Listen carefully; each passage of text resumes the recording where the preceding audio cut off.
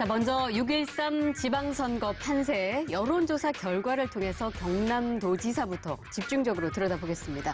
리얼미터의 권순정 조사분석실장 나오셨고요. 안녕하세요. 네, MBC 경남의 신독식 기자 함께하겠습니다. 안녕하세요. 네. 자, 저희가 지난주에 예고를 해드린 대로 MBC 경남 주관으로 광역단체장 선거, 즉 도지사 지지율 여론조사를 실시를 했는데요. 결과를 보기 전에 정말 지난주 참 혼동스러웠습니다. 그렇죠? 이른바 드루킹 사건에 연루됐다는 의혹에 휩싸인 더불어민주당 김경수 의원이 전격적으로 충남 도지사 출마 선언을 취소했습니다. 지방선거 불출마를 선언할 것이라는 관측이 이어지고 있습니다. 오전 한때 김 의원의 사무실에 대한 경찰의 압수수색이 실시 중이라는 일부 언론사의 보도가 전해지기도 했는데요. 이는 사실이 아닌 것으로 확인됐습니다. 저는 오늘 경남도지사 선거에 출마를 선언하면서 정쟁 중단을 위한 신속한 수사를 촉구하고 필요하다면 특검을 포함한 어떤 조사에도 당당하게 응하겠습니다.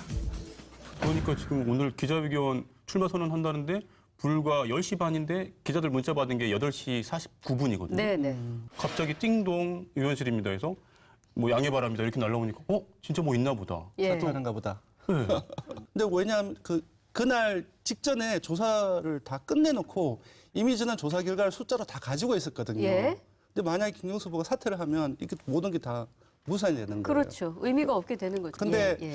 이 과정을 거쳐서 거의 경남도지사 선거가 서울시장급 또는 이제 19대 대선이 있었는데 그때의 어떤 열기랄까요? 예. 뭐 실시간 검색어라든지 뭐 모든 댓글 사람들이 보니까 뭐 보니까 대선전 보는 것 같다. 맞습니다. 막 거의 이런 의견들도 대선전이었습니다. 있더라고요. 김경수 후보 하면 뭐 참여정부 시절에 청와대 비서관이자 또 소위 문재인의 남자 이렇게 알려져 있고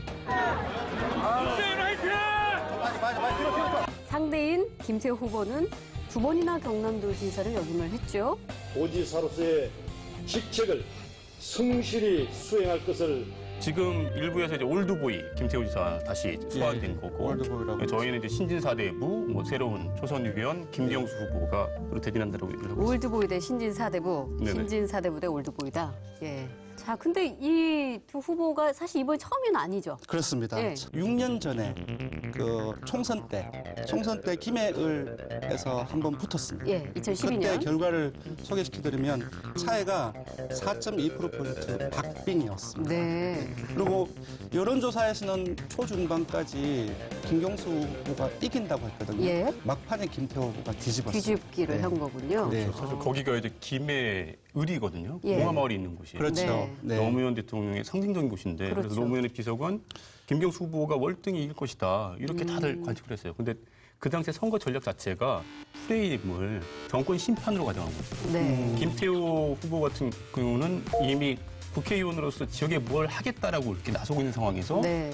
이쪽의 전략은 정권 심판으로 가니까 아무래도 심판론이 잘 안 먹히니까요. 그렇죠. 그 당시에는 그 전략의 실패였다라고 그렇게 분석을 하고 있습니다. 네. 근데 뭐 이번이 사실 6년 만에 리턴 매치인 것도 그렇지만 김태호 대 김경수, 김경수 대 김태호가 아니라 문재인 대 비슷하니까. 홍준표 대리전이다. 이렇게 보는 시각도 상당히 많거든요. 김경수 후보는 문재인 후보의 최측근 중 하나이고 그리고 사실 김태호 후보가 입지전적인 인물입니다. 이쪽 선거 6번에서 다 이겼잖아요. 그렇죠. 그리고 한때는 총리 후보 청문회까지 했었잖아요. 네. 이 총리급이라고 볼 수 있는 물론 거예요. 낭만했지만. 예. 그래서 또 하나는 또 있습니다. 한국당 같은 경우는 경남이 무너지면 영남이 TK를 제외해서 영남이 다 무너질 수도 있습니다. 네. 이미 부산 같은 경우는 판세가 민주당 쪽으로 넘어갔다는 분석이 상당히 많습니다. 그런가요? 경남마저 넘어간다고 한다면 사실 당 존립 자체에도 문제가 생길 수도 있거든요. 예. 그리고 이 김태호 후보 같은 경우는 홍준표 대 문재인 프레임보다는 김경수 대 김태호. 네. 그러니까 인물론으로 가자. 우리는 중앙당에 기대하는 사람들이 아니다. 자기가 그동안 해왔던 것들이 평가해달라고 중앙당과 약간 거리를 두고 있는 상태. 중앙 논리의 선거가 개입되는 것은 그렇게 옳은 방향은 아니다라는 생각이 경남에서 이 새로운 보수의 출발, 희망이 되어달라.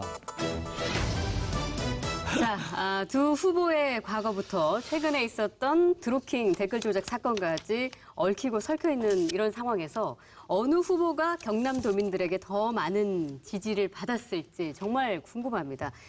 저희가 지지도 여론조사를 실시한 기간이 4월 17일 그리고 18일 이렇게 이틀 동안이었습니다. 이미 드루킹 사건의 초반부에 네. 그런 영향들이 이미 반영된 결과라고 볼 수 있습니다. 그렇죠.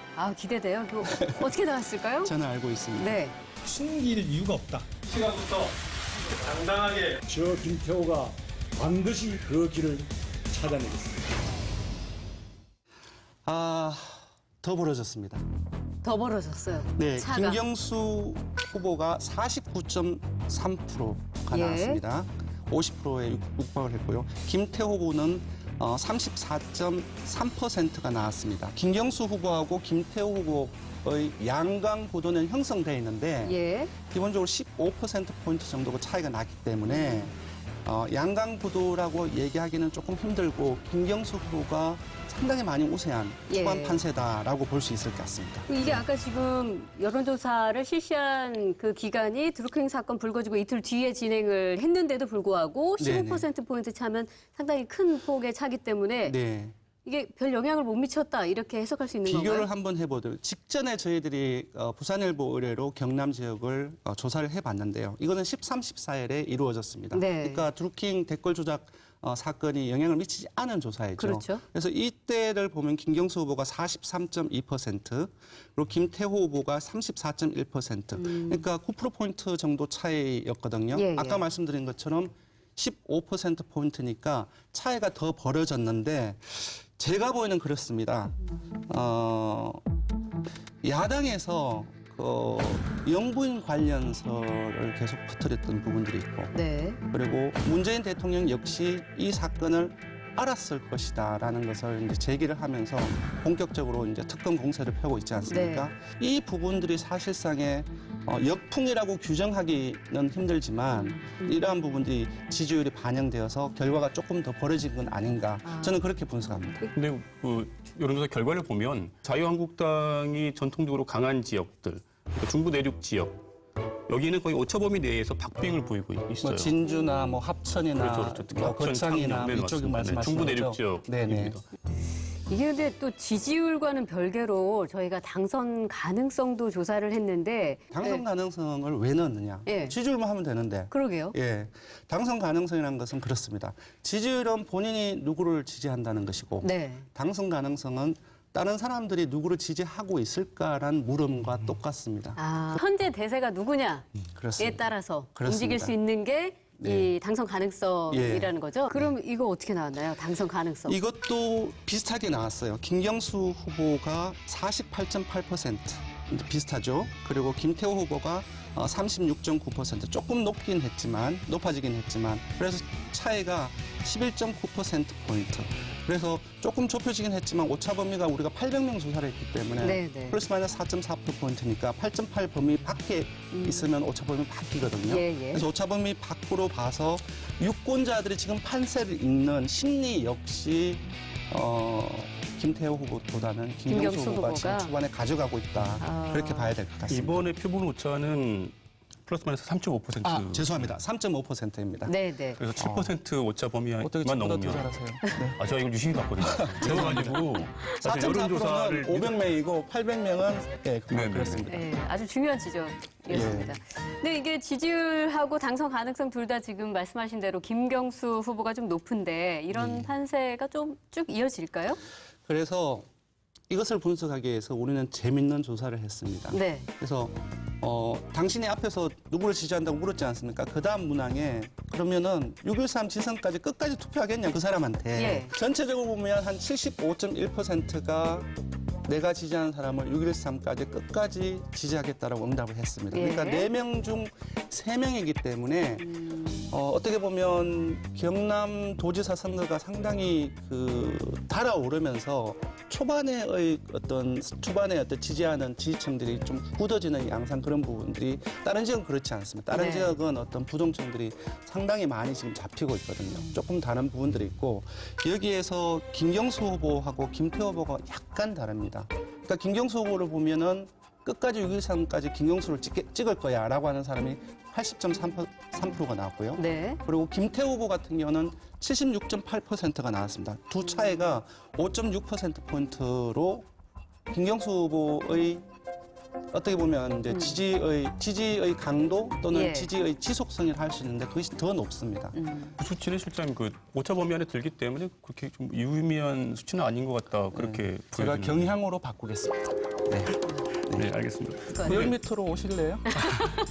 아니, 저희가 선거 보도할 때마다 사실 그게 네. 가장 중요한 기준이 됩니다. 이게 네. 오차 범위 안에 있는 걸 가지고 우세다, 아니면 위험 이런 거 판단하는 것 자체가 네. 할 수 있는데 근데 이렇게 응집력이 좋은데 왜 김경수 후보가 19일 날 그런 상황이 됐을까요? 뭐 저는 일단 자기가 좀 스스로 물러나면서 당에 영향을 좀 덜 주겠다, 피해를 덜 주겠다 이런 생각을 한 게 아닌가 싶어요. 맞습니다. 현 정부에 정부 여당 청와대에 부담을 주는 것은 아닌지. 또 뭐 남북 정상회담 큰 이슈가 있고 4월 예. 27일에 바로 눈 앞에 두고 있기 때문에. 예. 불출마를 하는 순간 인정하는 거거든요. 그렇죠. 네. 그러면 오히려 중앙당에서 선거 판세 자체가 여론 조작한 거 아니냐라고 불리하게 갈 수 있다. 오히려 나가는 게 맞겠다. 네.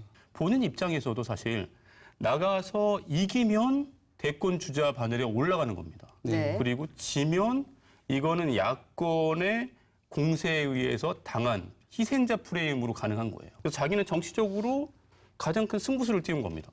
김태우 후보 입장에서는 조금 이제 전략을 좀 바꿔야 되는 거 아닌가 이런 생각 할 것 같아요. 그렇습니다. 제가 네. 보기에는 김태우 후보는 상당한 강점을 가지고 있습니다. 6번의 선거에서 다 이겼다는 것은 무언가를 말하는 거거든요. 네. 그 얘기를 종합을 해보면 상당히 스킨십이 강하다고 합니다.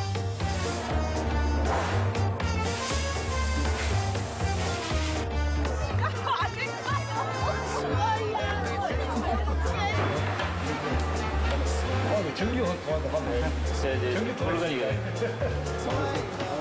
60대 이상 같은 경우는 지금 여전히 우세하거든요. 예, 김태우 후보가. 예, 김태우 후보가 우세합니다. 그리고 50대 그 연령층에서는 박빙으로 앞서 있거든요. 그래서 최소한 50대 같은 경우 우세를 확보를 하는 전략을 써야 되지 않을까. 그러니까 50대가 무엇을 바라는지. 네. 그리고 일종의 이제 아까 중부 내륙에서는 상당히 어느 정도 앞서고 있기 때문에 동지인의 측면에서 창원권에 좀 타깃을 해야 된다. 타겟팅을 해야 되지 않을까 지금 그렇게 생각을 하고 있습니다. 저 인구가 많은 곳을 일단 네. 가져와야죠. 네. 뭐 그래야지 저기 표대결이잖아요. 그렇죠. 예. 네. 그리고 이제 이후에 이제 우리가 선거 프레임. 기본적으로 문재인 정권 심판론, 일 너무 못해.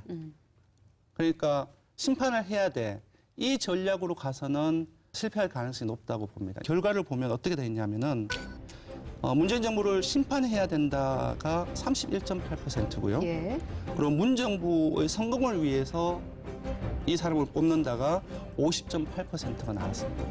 그러니까 상당한 격차죠. 예. 그러니까 만약에 김태호 후보가 문재인 정부의 심판론을 가지고서 경남 지역을 여기저기 돌아다닌다고 한다면은 제가 볼 때는 실패할 가능성이 높다고 생각합니다. 예. 이제 경제적인 문제, 그러니까 GM이라든지 그 STX라든지 이 다른 부분들에 어필해야 되지 않을까. 그런 측면에서 중앙당의 선거 전략과 이 경남 지역은 좀 차별화할 필요성이 있는 겁니다. 네. 그래서 저는 이번에 관전 포인트가 안철수 후보나 유승민 후보를 찍은 표, 이게 중도 보수라고 하는 표가 어디로 갈 것인가. 네. 그 중도 보수들이 누구를 찍을 것인가가 이번 선거를 좌우지우지할 것이다라고 네, 저는 네. 보고 있습니다. 그러면 다음 주 이제 화수에 조사가 예정돼 있는데 19대 대선에서 당신은 누구를 찍었는지를 조사를 넣어서 하면은 분석해 볼 수 있습니다. 그럴 수 있겠네요. 그렇죠. 해보죠. 특히 경남 같은 경우는 샤이 보수가 더 많다고 하시거든요. 네, 네. 네. 샤이 네. 보수들 유동층들이 어디로 흘러갈지. 네. 네네네. 다음 주에